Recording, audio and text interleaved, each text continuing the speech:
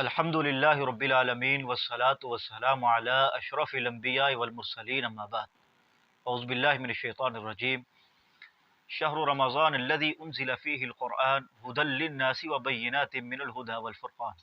سامعین محترم، آج انشاءاللہ چھٹے سپارے سے دو باتیں انشاءاللہ آپ کے سامنے رکھنی ہیں۔ اس کے آغاز میں اللہ تبارک و تعالیٰ نے بڑی پیاری بات کی۔ اللہ کہتے ہیں لا یحب اللہ الجہر بالسوء من القول الا من ظلم، کہ اللہ غیبت کو پسند نہیں کرتے، چغلی کو پسند نہیں کرتے، بہتان بازیاں، الزام تراشیاں اور لوگوں کی غیبتیں، چغلیاں، اللہ کہتے ہیں میں یہ چیزیں نہیں پسند کرتا۔ الا من ظلم، جو ظالم کسی مظلوم پر ظلم کر رہا ہو، وہ مظلوم ظالم کے خلاف اس کا ظلم لوگوں کو بتلائے، وہ غیبت نہیں۔ یعنی اللہ غیبت اور چغلی کو پسند نہیں کرتے، لیکن اگر کوئی شخص کسی ظالم کا ظلم لوگوں کے سامنے رکھتا ہے تو اس کی اللہ تبارک و تعالیٰ نے اجازت دی ہے۔ شروع میں یہ اللہ نے بات کی۔ محترم بھائیو، اس کے علاوہ اللہ نے بہت ساری باتیں اس سپارے کے اندر کی ہیں، میں دو باتیں آپ کے سامنے رکھتا ہوں۔ پہلی بات تو یہ ہے کہ اللہ تبارک و تعالیٰ نے اس پارے کے اندر حضرت عیسیٰ علیہ السلام سے متعلق بہت ساری باتیں کی ہیں اور عیسائیوں اور یہودیوں کے باطل عقیدوں کا رد کیا ہے۔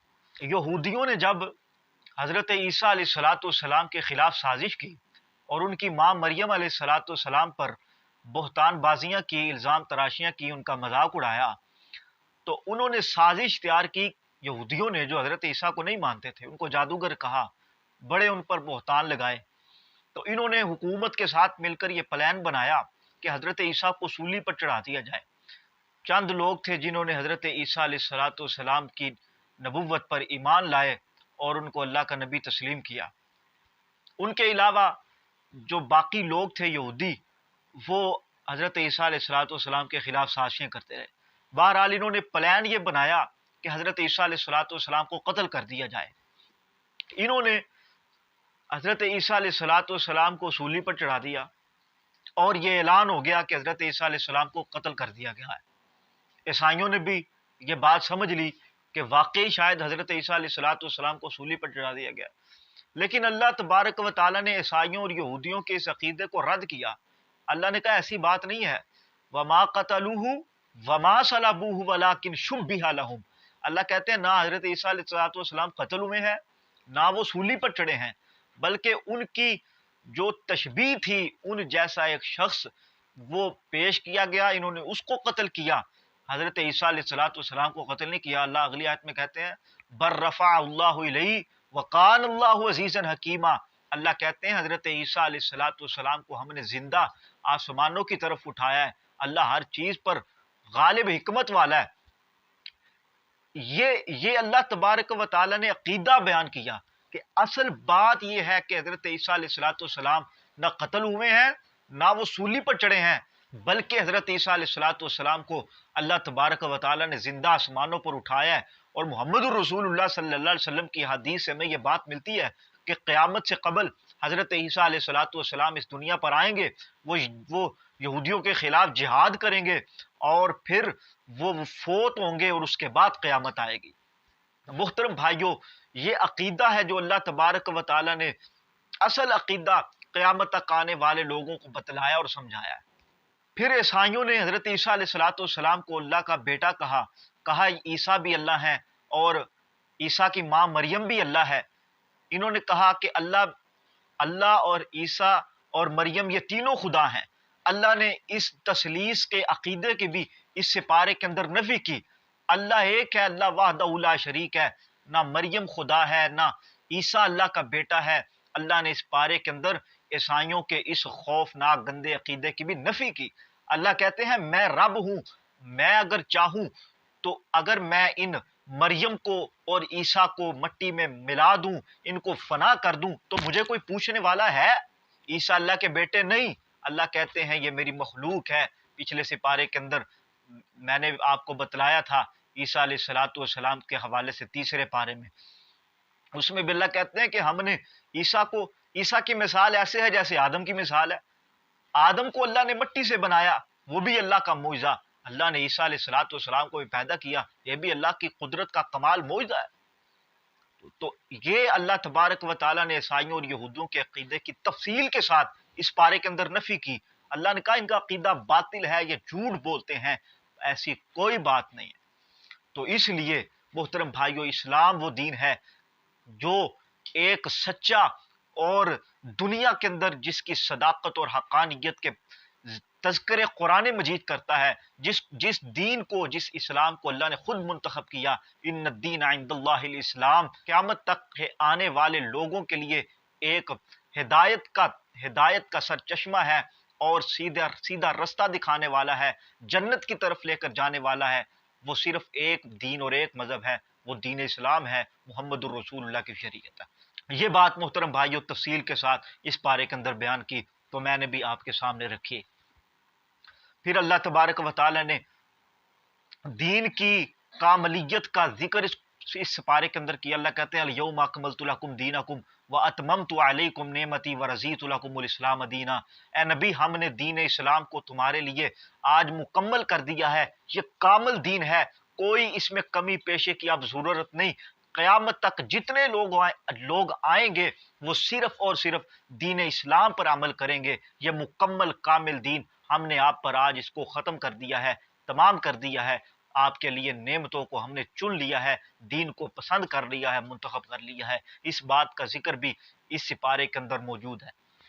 دوسری بات محترم بھائیو جو میں آپ سے کرنا چاہتا ہوں، وہ اس سپارے کے اندر حضرت آدم علیہ السلام کے بیٹوں کے حوالے سے ہے۔ وَاتْلُ عَلَيْهِمْ نَبَأَ ابْنَيْ آدَمَ بِالْحَقِّ إِذْ قَرَّبَا قُرْبَانًا فَتُقُبِّلَ مِنْ أَحَدِهِمَا وَلَمْ يُتَقَبَّلْ مِنَ الْآخَرِ قَالَ لَأَقْتُلَنَّكَ قَالَ إِنَّمَا يَتَقَبَّلُ اللَّهُ مِنَ الْمُتَّقِينَ۔ حضرت آدم علیہ السلام کے دو بیٹے تھے، انہوں نے قربانی کی، ایک ہی قربانی کو اللہ نے قبول کر لیا اور ایک ہی قبول نہ کیا، تو اس نے اپنے بھائی کو قتل کر دیا۔ یہ جو قتل ہے اس کی اللہ تبارک و تعالی نے مذمت کی، اللہ تبارک و تعالی نے اس کو فساد قرار دے دیا۔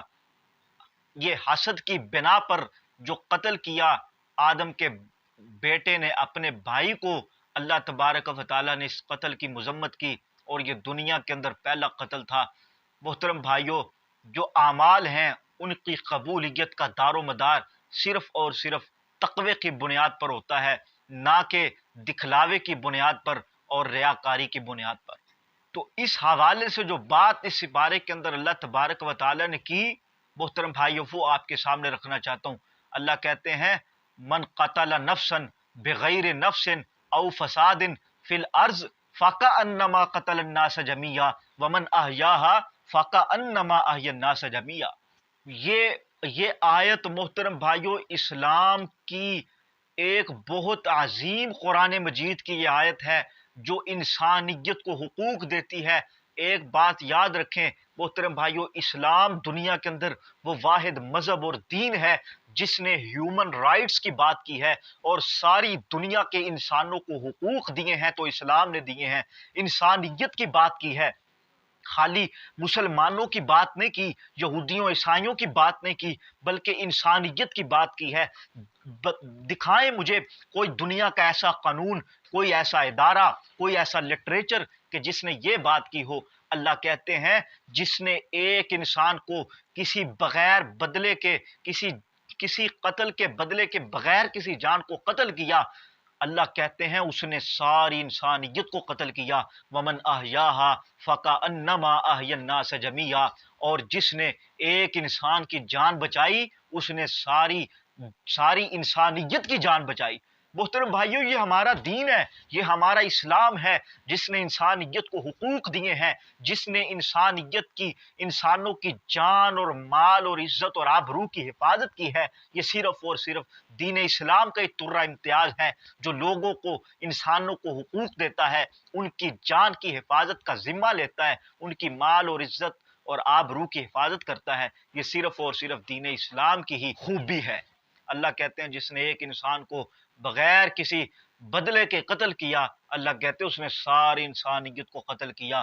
جس نے ایک کی جان بچائی اس نے سارے انسانوں کی جان بچائی۔